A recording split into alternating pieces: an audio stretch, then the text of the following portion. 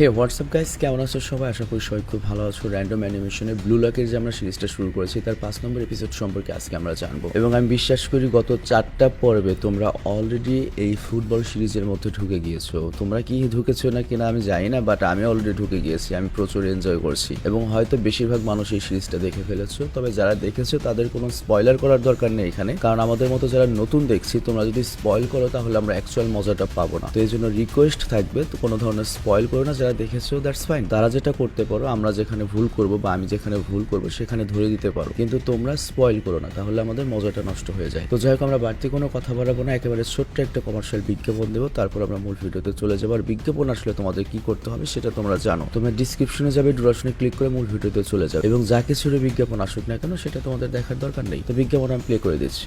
Hello বন্ধুরা, আজ আমরা তোমাদের এমন একটা অ্যাপের সম্পর্কে বলতে চাই যে অ্যাপটির অফিসিয়াল পার্টনার হচ্ছে পিএসজি, আর এখানে অনেকগুলো ম্যাচ খেলে ল্যাপটপ, আইফোন, স্মার্ট ওয়াচ এবং আরো অনেক ক্যাশ প্রাইজ জেতার সুযোগ রয়েছে। আর এই অ্যাপটাতে তুমি সকল ধরনের লাইভ ম্যাচের রেজাল্ট দেখতে পারবে এবং সেই ম্যাচের স্কোর অনুমান করে গেমও খেলতে পারবে, যেমন কোন টিম জিতবে, কোন টিম কত রান করবে, কে সর্বোচ্চ স্কোর করবে। এছাড়া বিভিন্ন ধরনের গেম রয়েছে, সেগুলো খেলেও ইনকাম করতে পারো। আর রেজিস্টার করার সময় আমাদের যা প্রোমো কোডটা রয়েছে এটা ব্যবহার করলে প্রথম ডিপোজিটে 26,000 টাকা পর্যন্ত বোনাস পেতে পারো। আর এই টাকা তুমি খুব সহজে বিকাশ, ব্যাংক এবং অন্যান্য সহজ পদ্ধতির মাধ্যমে উঠাতে পারো। তো আর দেরি কিসের? ডিসক্রিপশনে প্রোমো কোড এবং পিন কমেন্টে প্রোমো কোড সহ সাইন আপ লিঙ্ক রয়েছে, সেটা ব্যবহার করে অ্যাকাউন্ট খুলে এবং ক্যাশ প্রাইজ যেটো। আর এখানে একটা কথা মনে রেখো, আমরা যে বিজ্ঞাপনে দিই না কেন অনলাইন থেকে টাকা আয় করা তো সহজের একটা ব্যাপার নয়। তোমরা কোনোভাবে আর্থিক ক্ষতির সম্ভাবনা রয়েছে এমন কোনো ওয়েবসাইটে যাবে না। তো বিজ্ঞাপন শেষে আমরা মূল ভিডিওতে ফেরত আসলাম। তো গত পর্বে আমরা দেখেছিলাম যে টিম জেড এর সাথে টিম ওয়াই এর ম্যাচ হয়, যেখানে দুইটা টিমই একটা করে গোল করেছে। তবে গত পর্ব দেখে আমরা এতটুকু বুঝতে পেরেছিলাম যে টিম ওয়াই এর যে মেইন প্ল্যান প্রোগ্রাম করে থাকে, মানে আমাদের ইসাগির মতো, সে হচ্ছে নিকো। এবং নিকো কিন্তু ইসাগিকে চ্যালেঞ্জও দিয়েছিল এবং বলেছিল যে তোমার আমার সেম স্কিল, কিন্তু তোমার চেয়ে আমার স্কিল বেশি এবং আমি তোমার চেয়ে অনেক বেশি ভালো খেলি, এবং এই গেমটা আমি কন্ট্রোল করবো, আমি ডমিনেট করবো, এবং আমি থাকতে কোনোভাবেই তোমরা এই ম্যাচ জিততে পারবে না। তো গত পর্ব যেখানে শেষ হয়েছিল এই পর্ব সেখান থেকেই শুরু হয়, এবং আমরা দেখতে পাই প্রথম গোল করার পরে ইসাকি বল নিয়ে সামনের দিকে যেতে থাকে। আর ইসাকি তখন বল করে কি নারুহায়াকে পাস দেয়। নারুহায়াকে এর আগে আমাদের দেখানো হয়নি, ফার্স্ট ইন্ট্রোডিউস করা হলো। তো নারুহায়া বল পেয়ে করে কি আবার ইসাকিকে বল পুনরায় পাস দিয়ে দেয়। তো ইসাকি তখন ওপর থেকে সেই বলটা মারার চেষ্টা করে, কিন্তু টিম ওয়াইয়ের একজন প্লেয়ার সেটা তখন হেড মেরে দেয় এবং বলটা নিজেদের কাছে নিয়ে নেয়। মানে বলটা আমাদের টিমের কাছ থেকে টিম ওয়াই টিমের কাছে চলে যায়। আর সেই প্লেয়ার বল পেয়ে করে কি নিকোকে পাস দেয়, নিকোকে। কিন্তু নিকো সেখানে আগেই গিয়ে চলে যায় এবং নিকো ধরার আগেই বলটাও রিসিভ করে, এবং যার এটা পূর্ব পরিকল্পনা ছিল। এবং এরপর ইসাকি করে কি বলটা তার একটা টিমমেটকে দিয়ে দেয়। আর এদিকে তখন নিকো ইসাকির কাছে এসে বলে, তুমি কি ইগোর সেই কথাটা শুনেছিল? আই মিন ইগো ছাপটি যে আর কি স্ক্রিনে এসে কথা বলে, ব্লু লকের হেড, সে বলেছিল যে ওয়েপনের কথা। আমি জানি না ইসাকি তোমার ওয়েপন কি, তবে আমি এতটুকু জানি তোমার চোখ সবসময় মাঠের সবকিছুর উপর নজর রাখে এবং তোমার ব্রেন নতুন নতুন প্ল্যান বানায়। তো তোমার মতো আমিও সেম, আমার ব্রেনও সবসময় মাঠের সবকিছুর উপর নজর রাখে এবং আমার ব্রেন সবসময় দ্রুত সবকিছু অ্যানালাইজ করতে পারে এবং সেই হিসাবে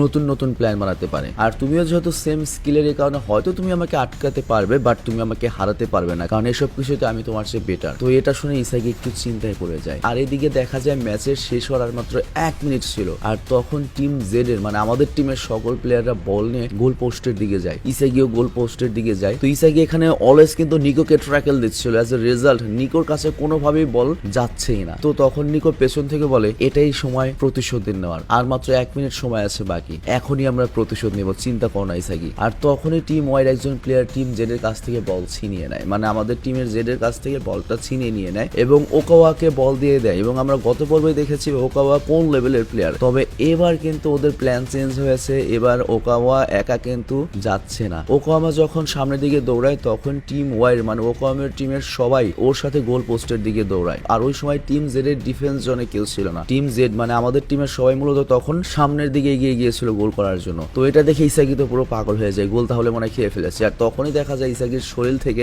একটা ব্ল্যাক এনার্জি রিলিজ হচ্ছে, আর এর মানেও এখন মাঠের পুরো পরিস্থিতি বুঝতে পারছে। আই মিন ওর ভেতরে যে মনস্টার সেটা মাঠের পুরো পরিস্থিতিকে বুঝিয়ে দিচ্ছে, এখন আর কি করা উচিত সেটা বুঝিয়ে দিচ্ছে। তো ইসাকি তখন সামনের দিকে দৌড়াতে থাকে, আর এদিকে টিম ওয়াইড সকল প্লেয়াররা নিজেদের মধ্যে পাস দিতে দিতে সামনের দিকে বল এগিয়ে নিয়ে যাচ্ছিল। আর নিকো তখন ফাইনালি বল নিয়ে গোল পোস্টের কাছে চলে যায়। নিকোর পায়ে বল ছিল, তো সবাই ভাবছিল নিকো এখন শুট করবে, কিন্তু নিকো হঠাৎ করে ওকাওয়াকে পাস দিয়ে দেয়। তো এটা দেখে টিম জেড এর সকল প্লেয়াররা ভয় পেয়ে যায়, কারণ ওকাওয়ার কাছে বল যাওয়া মানে ও বল গোল দিয়ে দেবে। কিন্তু তখনই ওকাওয়ার সামনে ইসাকি চলে আসে এবং ইসাকি করে কি ওকাওয়ার বল নেওয়ার আগেই ও বল নিয়ে নেয়। আর ইসাকি তারপর নিকোকে বলে, এখন এখন না নিকো, এবারের ম্যাচটা আমরাই জিতবো। আর ইসাকো বলে তুমি না বলেছিলে তুমি আমার মতো করেই ভাবো, আর এজন্য আমি জানতাম তুমি নিজে এই গোলটা করবে না, তুমি ভয় পেয়ে যাবে আর তুমি ভয় পাও। আর আমি তাই জানতাম তুমি গোল পোস্টের সামনে এসেও তুমি স্ট্রাইক নেবে না, তুমি উল্টো তোমার টিমমেটকে বল পাস করবে, আর তুমি কাকে পাস করবে সেটাও আমার আইডিয়াতে ছিল। আসলে সত্যি কথা বলতে কি তুমি স্ট্রাইকার হওয়ার যোগ্য নাও, উপযুক্ত নাও। আর এই কথা বলেই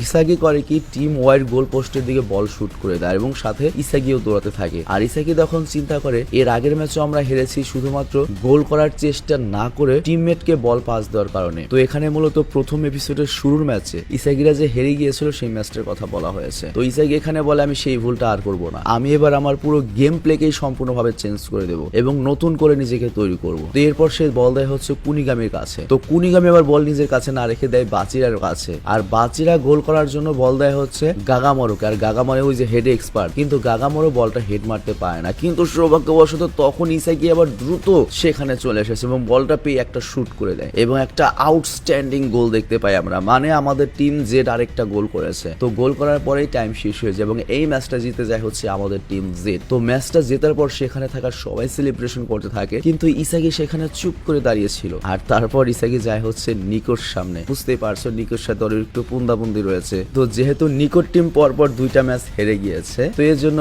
নিকোর টিম ব্লু লক থেকে এলিমিনেট হয়ে যাবে। তবে ইসাকি যে মুড নিয়ে গিয়েছিল যে ওকে টিটকারি করবে সেটা আর হয়ে ওঠে না। ইসাকি তখন চিন্তা করে আমি এতগুলো প্লেয়ারের স্বপ্ন শেষ করে দিলাম, আমার জন্য ওদের কেরিয়ার ধ্বংস হয়ে গেল। কিন্তু না, হয়তো এটাই ম্যাচ জেতার অনুভূতি। প্রত্যেকটা ম্যাচ জেতার পরে সব প্লেয়ারদের একই রকম অনুভূতি হয়। যেমন বিশ্বকাপের ফাইনালেও যখন আমি কাউকে ম্যাচ হারাবো তখনও বিপরীত দলের জন্য আমার এরকমই মন খারাপ হবে। তোমার স্বপ্ন পূরণ করার জন্য কারো না কারো স্বপ্ন ভাঙতেই হবে। তো এই জন্য ইসাকি বেশি কিছু বলে না, জাস্ট ওখানে দাঁড়িয়ে থাকে। আর এদিকে আমরা দেখি ইগো এই ম্যাচটা কিন্তু লাইভ দেখছিল এবং সেই ইসাকির আচরণ দেখে ভয়ঙ্কর একটা হাসি দেয়। তার মানে হচ্ছে ফাইনালি ইসাকির ভেতর যে পটেনশিয়ালিটি সেটা সে বের করতে পেরেছে। আর এরপর আমাদের ডাইনিং হলের সিন দেখানো হয়, যেখানে আমরা দেখতে পাই আমাদের টিম জেড এর প্রত্যেকটা প্লেয়ারকে ভালো ভালো খাবার দেওয়া হয়েছে এবং তারা সবাই সেখানে অনেক বেশি এনজয় করছিল। তো সবাই সেখানে ইসাকিকে ধন্যবাদ দিতে থাকে, কারণ ইসাকির কারণে আজকের ম্যাচটা তারা জিতেছে। তো তখন সেখানে একটা প্লেয়ার চুপ করে কোনায় বসেছিল, আর এই প্লেয়ারের নাম ছিল হচ্ছে চিগিরি। মানে উচ্চারণ করলে নাম চিগিরি আসে, বাট এই এনিমিতে ওর নাম প্রোনাউন্স করা হয়েছে চিগরি নামে। তো যাই হোক, এরপর রাতে সবাই ঘুমিয়ে পড়লো, ইসাকির আর ঘুম আসছিল না। সে সারাক্ষণ নিজের করা গোলের ব্যাপারে ভাবতে থাকে। তো এই জন্য সে বাইরে আসে, আর বাইরে এসে দেখতে পায় যে চিগিরি তাদের আজকের পুরো ম্যাচের সম্পূর্ণ হাইলাইটসটা দেখছে, রিপ্লে দেখছে। তো ইসাকি তখন তাকে জিজ্ঞাসা করে তুমি এখানে কি করছো? চিগিরি তখন বলে আমি তোমার করা গোলটা বারবার দেখছি, আমার মনে হয় তুমি যেহেতু একটা ভালো গোল করেছো, আমার কাছে মনে হচ্ছিল যে তুমি যেহেতু আজকে অনেক ভালো খেলেছো, অনেক ভালো একটা গোল করেছো, তাই হয়তো আজকে তুমি রাতে ঘুমাতে পারবে না। তো ইসাকি তখন বলে হ্যাঁ এটা সত্য, আমি আসলেও আজকে ঘুমাতে পারছি না, আমার আজকের করা গোলটা অনেক বেশি ভালো ছিল, আমি কখনোই আমার এই গোলটার ব্যাপারে ভুলবো না। আর তখন চিগিরি বলে আমার মনে হয় তোমার ভেতরে একটা স্পেশাল অ্যাওয়ারনেস রয়েছে। ইসাকি তখন বলে তুমি কি বোঝাতে চাইছো? চিগিরি বলে আমরা সাধারণ প্লেয়াররা খেলার সময় শুধুমাত্র আমাদের চোখ দুটো মাঠের সামনে বলের দিকে ফোকাস থাকে, কিন্তু তুমি পুরো মাঠের উপর নজর রাখো, তুমি খুব সহজেই পুরো মাঠের পরিস্থিতি অ্যানালাইজ করতে পারো এবং সেই অনুযায়ী মুভমেন্ট করতে পারো। আর আমার তো দেখে মনে হয় তুমি গডের মতো উপর থেকে সম্পূর্ণ ম্যাচটা দেখতে পারো। মনে রেখো এটাই তোমার মেন ওয়েপন, তোমার মেন ওয়েপনটা হচ্ছে তোমার বুদ্ধি আর চোখ, আর ম্যাচের মধ্যে এগুলোর ব্যবহার করা তোমাকে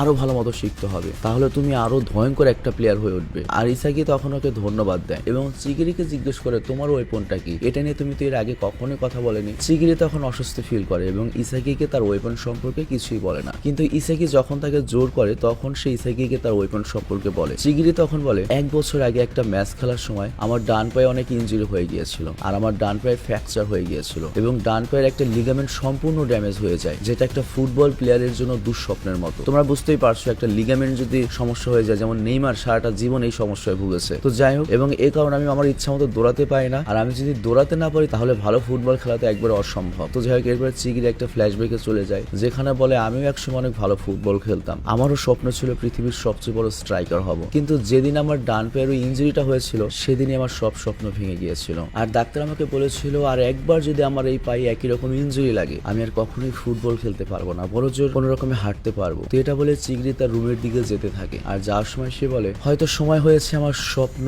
বাদ দেয়া, কারণ আমি চাইলেও আগের মতো আর খেলতে পারবো না। তো ইসাকি তখন বলে তুমি এভাবে কিভাবে হাল ছাড়তে পারো, তুমি অবশ্যই একজন ভালো স্ট্রাইকার হতে পারবে। কিন্তু তখন চিগিরা কিছুটা রেগে যায় এবং ইসাকি বলে তুমি আমার সম্পর্কে কিছুই জানো না, তো এই নিয়ে প্লিজ আর কোনো কথা বলবে না। এর পরের দিন দেখা যায় ইগো তার পছন্দের নুডলস বানাচ্ছে, আর এদিকে প্লেয়াররা নিজেদের মাঠে প্র্যাকটিস করছিল। তো প্র্যাকটিস করার সময় ইসাকি একটা বল মিস করে ফেলে, আর এই কারণে তাদের টিমমেটরা তাকে বলে আসল ম্যাচের সময় যদি তুমি এরকম গোল মিস করে করে ফেলো তাহলে তোমরা ম্যাচটাও হেরে যেতে পারি, তো সাবধানে মনোযোগ সহকারে খেলো। তো এই কথা শুনে ইসাকি কয়েক এক সাইডে বসে পড়ে এবং খেলা দেখতে থাকে আর মনে মনে ভাবছিল এখানে সবাই আমার থেকে অনেক বেশি ভালো খেলে, আমি তো জানি যে আমার ওয়েপনটা কি, কিন্তু আমি কিভাবে এটাকে আরো ইমপ্রুভ করতে পারি আর আমার এটাকে কিভাবে ব্যবহার করা উচিত সেটাও বুঝতে পারছি না। তো এরপর সেখানে থাকা ডিসপ্লেতে ইগো আসে এবং ইগো বলে 6 রাউন্ড অলরেডি শেষ হয়ে গিয়েছে এবং তোমাদের নতুন স্কোর কার্ড এসেছে এবং তোমরা সবাই দেখতে পাচ্ছ তোমাদের টিম জেড 5টা টিমের মধ্যে বর্তমানে চতুর্থ অবস্থানে অবস্থান করছে। আর তোমাদের যদি ব্লু লকের মধ্যে টিকে থাকতে হয় তাহলে তোমাদের এর পরের ম্যাচটা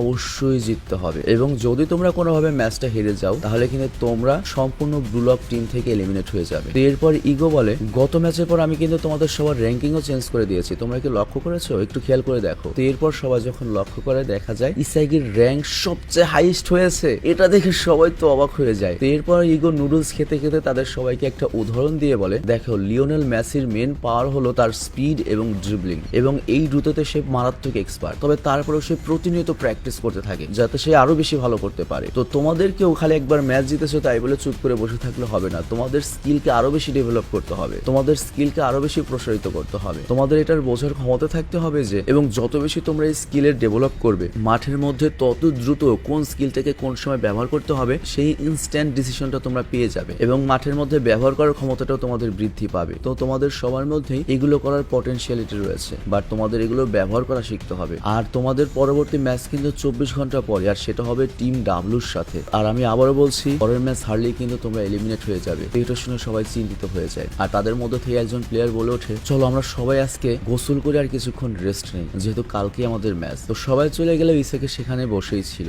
আর ইসাকি ভাবতে থাকে আমি তো গোলের গন্ধ পাই বা গোল সেন্স করতে পারি, অন্তত এটা বুঝতে পারি কখন গোল করা সম্ভব, কিন্তু যে পজিশন থেকে গোল করা যাবে আমি যদি সেই পজিশনেই না থাকি বা আমি যদি দ্রুত হাঁপিয়ে যাই তাহলে এটা তো কোনো কাজেই দেবে না। বিষয়টা আমি বুঝিয়ে বলি, ধরো আমাদের ইসাকি যদি ডি বক্সের মধ্যে থাকে তাহলে সে বুঝতে পারলো যে এখন গোল করা পসিবল, তখন সে কোনো দিকে বলটা পাস করে দিলে বা একটা শুট করলো, কিন্তু ও যদি থাকে হচ্ছে মাঝ মাঠে তখন ওখান থেকে যদি বুঝতেও পারে এখন গোল করা সম্ভব তাহলে লাভ কি, বা ও যদি বেশি দৌড়াতে না পারে হাঁপিয়ে যায় তাহলে লাভ কি। তো এই জন্য সিদ্ধান্ত নিয়ে আমার ফিজিক্যাল স্ট্রেংথকে অ্যাবিলিটিকে আরো বাড়াতে হবে যাতে আমি পুরো ম্যাচের যে 90 মিনিট খেলা হবে পুরো 90 মিনিট আমি স্টামিনা সহ দৌড়াতে পারি। আর এই জন্য সে প্র্যাকটিস করার জন্য সেখানেই দৌড়াতে শুরু করে। আর তোমরা কি লক্ষ্য করেছো যারা ফুটবল খেলে সালারা কিন্তু একটা 90 মিনিট 45 মিনিট দৌড়ায়, ওরা কিন্তু সহজে হাঁপিয়ে ওঠে না, ইভেন ওদের যখন ওঠানো হয় কোচ যখন ওঠায় উল্টো ওরা রেগে যায়। মানে সত্যি কিন্তু একজন ফুটবল প্লেয়াররা আর্মির ট্রেনিং চেয়ে বড় ট্রেনিং করে ওরা, ওদের সাথে দৌড়ে আর্মিরা পারবে না ভাই, সিরিয়াসলি ওরা একটা না এতখানি যে দৌড়াতে পারবে আর্মিরা অতখানি দৌড়াতে পারবে না। কথাটা আমার কাছে বাড়তি মনে হতে পারে বাট এটা বাস্তব, তুমি নিজেই খেয়াল করে দেখো যে একজন ফুটবল মাঠের প্লেয়ারদের কেমন দৌড়াতে হয়, কেমন স্টামিনার প্রয়োজন পড়ে ওদের গেম খেলার জন্য। তো যাই হোক ইসাকি যখন দৌড়াতে শুরু করে মানে স্টামিনা বাড়ানোর জন্য তখনও হঠাৎ করে লক্ষ্য করে কুনিগামি আর বাচিরা ওর পেছনে এসেছে। কিছুক্ষণ পরে দেখতে পায় ওর পুরো টিমের সবার পেছনে দৌড়াচ্ছে, তার মানে ওরা সবাই এখন খুবই সিরিয়াস এবং ওরা সবাই বুঝতে পেরেছে ওদের ফিজিক্যাল স্ট্রেংথ বাড়াতে হবে। তো ইসাকি তখন ভাবতে থাকে এমন একটা সময় ছিল যখন আমি ম্যাচ হেরে হতাশায় কান্না করেছিলাম এবং আমি আমার টিমের পেছনে দাঁড়িয়েছিলাম, কিন্তু আজ সম্পূর্ণ টিম আমাকে ফলো করছে, আমার পয়েন্ট সবার লাস্টে ছিল, আজকে আমি আমার টিমের সবচেয়ে হাইস্ট পয়েন্ট নিয়ে সবার উপরে রয়েছি, তো যেভাবেই হোক আমাকে বেস্ট একটা ফুটবলার হতে হবে। আর এদিকে ইগো তখন বলে ওঠে এরকমটাই তো হয় যখন সবচেয়ে পেছনে প্লেয়ারটা সবচেয়ে ভালো প্লেয়ার হয়ে যায় তখন সবার মধ্যে আগুন জ্বলে ওঠে যে আমরাও পারবো এবং সবাই তার মতো ভালো করতে চায় এবং সবারই একজন আইডল প্রয়োজন তার টিমে। তো ইসাকি সেটা হয়ে গিয়েছে। আর অন্যদিকে আমরা দেখতে পাই চিগরি মাঠের বাইরে থেকে তাদের সবার প্র্যাকটিস দেখছিল এবং চিগরির জন্য স্পেশালি আমার মনটা খুব খারাপ হয়ে যায়, কারণ বুঝতেই পারছো প্রত্যেকটা ফুটবলার কত স্বপ্ন নিয়ে আসে কিন্তু এই ইনজুরি এমন খারাপ জিনিস, বিশেষ করে লিগামেন্টে কিচ্ছু করার থাকে না ভাই। তো মন মরা হয়ে মাঠের পাশে বসে থাকে আর এখানে এই পর্বটা শেষ হয়ে যায়। তো যাই হোক আমাদের এই ব্লু লক সিরিজটার স্ক্রিপ্ট কিন্তু লিখেছে তোমাদের জন্য জুজুৎসু কাইজেনের মানগার যে স্ক্রিপ্টটা লিখেছিল সেই, এবং ও বড় লেভেলের একটা এনিমি লাভার। তো ওখানে তোমাদের জন্য একটা মেসেজ দিয়েছে, মেসেজটা হচ্ছে ও বলেছে যে ব্লু লক আমি সম্পূর্ণ দেখেছি এবং ব্লু লক সম্পর্কে অন্তত আমি এটা বলতে পারি যে এটা এমন একটা এনিমি, এই এনিমির প্রত্যেকটা ক্যারেক্টারের নাম একসময় তোমার মুখস্থ হয়ে যাবে এবং প্রত্যেকটা ক্যারেক্টারে তুমি ফ্যান হয়ে যাবে। যদিও প্রথম দিকের পর্বতের সমস্ত প্লেয়ারদের তোমার ভালো লাগবে না কিন্তু সিরিজ শেষ হতে হতে তুমি তাদেরই সবচেয়ে বড় ফ্যান হয়ে যাবে। তবে এখানে একটা স্পয়লারও দিয়েছে মানে আমাদের স্ক্রিপ্ট রাইটার, সেটা হচ্ছে যে প্লেয়াররা বেশি ভালো খেলবে তাদেরকে প্রথম দিকে তোমার একটু ভালো লাগবে না, কারণ তাদের ম্যাচগুলো হবে হচ্ছে ইসাকির টিমের সাথে। আর আমরা যেহেতু ইসাকির সাথে পরিচিত হয়ে ব্লু লক শুরু করেছি তো ইসাকির বিপক্ষে যে থাকবে তাদেরকে আমাদের ভিলেন মনে হবে, বাট অ্যাকচুয়ালি এই ব্লু লকটাকে এমন ভাবে সাজানো হয়েছে তুমি ভবিষ্যতে এটার মারাত্মক ফ্যান হয়ে যাবে আর 2-3 পর্ব পরেই, এবং এই সিরিজটা যখন শেষ হয়ে যাবে তোমার কাছে মনে হবে যে একটা ওয়ার্ল্ড কাপ শেষ হয়ে গেল, সিরিয়াসলি এরকম একটা কিছু মনে হবে, মানে এতখানি তোমরা এনজয় করবে যারা ফুটবল লাভার অন্তত। তো যাই হোক, আমি আজকের মতো বিদায় নিচ্ছি। ভালো থেকে সুস্থ থেকে। আর একটা রিকোয়েস্ট, তোমাদের জন্য একটা গ্রুপ খোলা হয়েছে, এনিমি গ্রুপ, যেখানে তোমরা নিজেদের মতামত প্রকাশ করতে পারো, যেখানে তোমরা একজন আরেকজনের সাথে ইন্ট্রোডিউস হতে পারো। আর তোমাদের জন্য আরেকটা নিউজ দিই, আমি আমার এই 4টা চ্যানেল চালানো অনেক বেশি টাফ, যার জন্য আমার সেভ স্পোর্ট 20-র জন্য আমি নিউ একটা ভয়েস আনছি। এছাড়াও র্যান্ডম অ্যানিমেশনেও মাঝে মাঝে সোলো মুভি উপহার দেওয়ার জন্য আমি ওয়ান থেকে আবার আনার চিন্তা ভাবনা চালাচ্ছি। তো যদি কোনো সাইড ভয়েস আসে, তোমাদের অবশ্যই সেটা একসেপ্ট করতে হবে ভাই, কারণ আমার বয়স হয়ে গিয়েছে। আমি 5টা বছর ধরে টানা বকবক করছি, এতগুলো চ্যানেল চালাচ্ছি, আমার কিন্তু ব্রেনে মারাত্মক প্রভাব ফেলে দিচ্ছে। তুমি একবার চিন্তা করো, নর্মালি যারা অন্যান্য অ্যানিমেশন চালায় বা শুধু অ্যানিমেশন চ্যানেল চালায়, ওরা যখন কাজ করতে যায় ওদের মাথায় শুধু অ্যানিমেশন জিনিসটাই থাকে। আমার মাথায় এখন ব্লু লক, একটু পরে কিংডম অফ রুইন, মানে অনলি জাপানি যে কিংডম অফ রুইন নামে একটা সিরিজ আমরা শুরু করেছি, অনেক নাম করা একটা সিরিজ, এই বছরই শুরু হয়েছে। তো একটু পরে আবার কিংডম অফ রুইন আমার মাথায় ঢুকাতে হবে। তারপর র্যান্ডমের কোনো একটা ভিডিও আমি বানাবো, সেই সময় আবার র্যান্ডমের ভিডিও আমার মাথায় ঢুকবে। স্যাভেজের কোনো একটা হরর সিরিজ ঢুকাবো বা কোনো একটা কে ড্রামা ঢুকাবো, সেটা আমার মাথায় ঢুকবে। তো চিন্তা করো, আমার এক মাথায় এত ধরনের কন্টেন্ট সবসময় ঘুরপাক খাওয়াতে হয়। তারপর আবার আমার ফ্যামিলি প্রবলেম রয়েছে, লোকাল অনেক কিছু অ্যাক্টিভিটিস রয়েছে। তো সবকিছু মিলে এইটুকু মাথা আমার, তো আমারও তো আসলে ব্রেক লাগে। তো যদি এরকম হয় যে একটা পর্ব আমি দিলাম, আরেকটা পর্ব আরেকজন দিল, তোমরা যদি এগুলো নর্মালি ভাবে নিতে, আমার কতই না ভালো হতো, আমার কতই না সুবিধা হতো, আমি কতই না শান্তিতে একটু ইউটিউবিং করতে পারতাম। কিন্তু আমি এমন ভাবে ইউটিউবিং করি ভাই, আমার লাইফে প্রেশার লাগে। আমার মাঝে মাঝে মনে হয় যে সবকিছু ছেড়ে ছুড়ে দিই, টাকা পয়সার দরকার নেই, ইউটিউবিং এর দরকার নেই। তো